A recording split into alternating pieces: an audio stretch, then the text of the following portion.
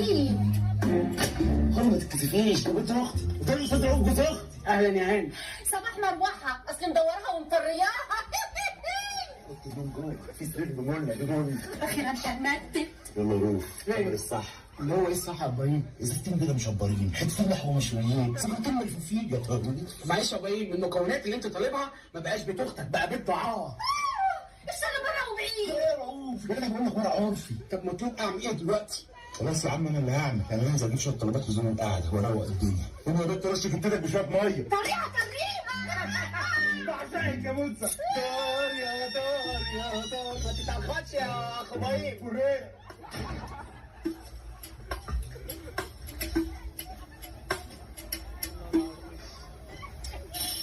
وحضرتك بتشتغلي ايه؟ تشتغلي ايه؟ صوصك بالخط العلامة وانا احب ادوب في دوامة. هو لسه بقى ده. استنى. تشتغلي ايه؟ طيب عملت ايه؟ ايه رايك؟ في ايه؟ مش فاهم حاجه يا ابراهيم. ايه؟